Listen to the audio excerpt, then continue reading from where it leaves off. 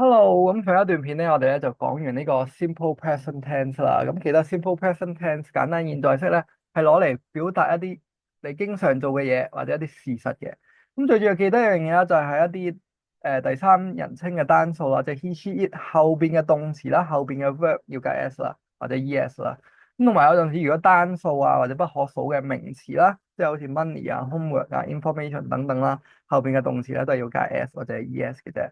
如果你用簡單現在式想做一個否定句，一陣時咧你就用 don't 啦。如果係we 啊、are you、we、they 嗰啲咧，就會用 don't 啦、we don't know 啦，或者 I don't know 啦。咁如果你話 he、she 嗰啲咧，就會用 doesn't 啦，即係 she doesn't like coffee 咁樣。今次咧呢段片咧就會想同大家去講一講呢個簡單過去式 simple past tense 啊。咁簡單過去式嚟講咧，其實係用嚟去描述一啲已經發生咗嘅事件或者發生咗嘅一啲動作啦。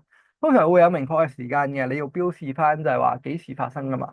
即係你要用過去式嗰陣時咧，你就要做一個好似時間穿梭咁樣，你要標示出你幾時發生嘅呢樣嘢。你要講緊過去嘅邊一段時間。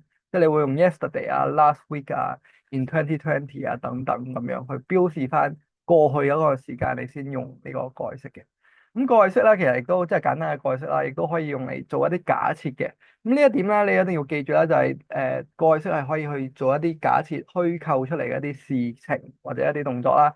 呢樣嘢咧會對你將來學呢個條件句啊 conditional if 嗰啲句子一陣時咧，你就會明白點解㗎啦。咁啊，而家記住呢一點先啦，可以。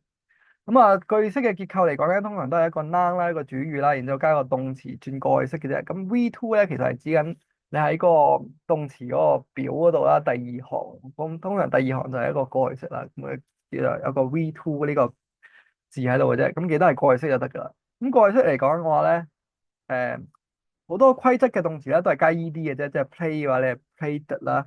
咁不過有啲不規則嘅動詞咧，你要記熟佢嘅，即係譬如你 go 係 went 啦，have 係 had 啦，do 係 did 等等啦。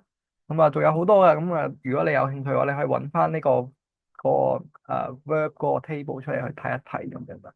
咁啊，例子嚟講啊，譬如如果你用過去式嘅話，就會話 I watched a movie last night。我琴晚睇咗套戲。或者 They went to Japan in 2019。咁啊，你標示翻個時間啦，就話幾時啦，過去嘅邊個時間啦。啊，went to Japan 係去咗日本啊嘛。咁啊，係 go 嘅過去式嚟嘅。咁譬如你話 She did her homework yesterday。佢琴日做咗呢個功課啦，佢尋日做咗功課啦。咁你就用過去式啦，即係 do 嘅過去式係 did 啦。咁同人哋啦，你用否定句，即係你去話否定一樣嘢嗰陣時，你可能話 He didn't come to school yesterday。因為佢冇翻學啊，佢尋日。咁你就會用 didn't 啦。咁啊係 did 加個 not 嘅啫，其實即係 did not 嘅啫，其實。咁啊佢 simple past tense 咧同 simple present tense 唔同咧，就係佢唔會因為個 subject 啊，唔會因為個 noun 而去轉咯。即係無論你係 are you we they 啊 he she it 啊，佢都係用 didn't，都係用係啊 didn't 咁樣啦。如果佢係即係單數嘅名詞啦，佢都係用 didn't，即係唔會話有另一款嘅咁啊。好，咁啊，關於過去式嘅話咧，就講到呢度啦。然之後下一段片咧，我哋翻嚟咧會講呢個 simple future tense 嘅。